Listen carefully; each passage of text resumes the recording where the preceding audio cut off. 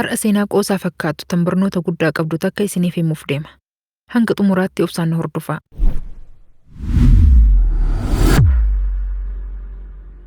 Bismillahirrahmanirrahiim. Assalaamu alaykum wa rahmatullaahi wa barakaatuh. Taajirticha tokkotu bashannanaaf biicha dhaqe. Biicha jechuun ni beeytan. Qarqara galaanaa jechuu.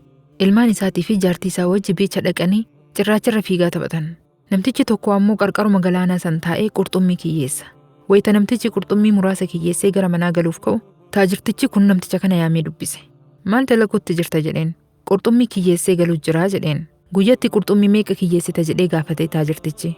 Qurxummii muraasa anaaf maatii kiyyaaf gahu qofa kiyyeessa. Sanii ol maalitti godha jedheen. Maaliif gowwaa taata? Nama si gargaaru barbaadi qurxummii heddummeessi kiyyeessi. Waan maatii keetiif gahu qofa hin kiyyeessin jedheen taajirtichi. Heddummeessee maalittiin godha jedheen namtichi hiyyeessi. Magaalaa geessitee gurgurta kaa. Mallaqa guddaa irraa argatta jedheen taajirtichi. Achi booda hoo mallaqa san maaliin godha jedheen. Borus akkasumatti heddummeessitee kiyyeessitee gurgurta. Mallaqa walitti qabattee doonii guddaa bitatta. Doonii guddaan bahara keessa deemtee qurxummii 1000 kiyyeessitee biyya alaa ergita. Mallaqa miliyoona argattee akka kiyya taajira taata jedheen. Eega taajira ta'ee yoo maal godha jedhee gaafatee namtichi qurxummii kiyyeessu. Kunoo nan agartu akka kiyya kanatti ilmaan tee guurattee bakka kana dhuftee bashannanta. Raahaa guuta jiruu gammachuu jiraatta jedheen. San taatu ammaa itti jiraami. Maatiin kiyya kunoo ollama kana jiran. Yoo feete amma deemee fidee dhufuu danda'a. Nuti torbaan irraa asitti qaama dhiqanna. Asitti huccuu miiccanna. Ilmaan tiyya bakka kanatti taphataa oolan. Waan ati faajee dheeraa booda itti dhaqqabde nuti duraa itti jirra jedheenii biraa deeme. Gabaabinaan seenaa kanarraa wanti hubannu ilmi namaa hundi waan hin qabne hawwa. Hiyyeessi mana ijaarachuu dadhabee rakkate mana citaa keessa gala. Fooqii dhagaa irraa ijaarame keessa jiraachuu hawwa. Taajirri mallaqa guddaa qabu kan viillaa bareedaa keessa qubatu ammoo yoo boqonnaa argachuu fedhe magaalaa keessaa bahee hoteela mana citaa irraa ijaarame keessa qubatee boqonnaa fudhata.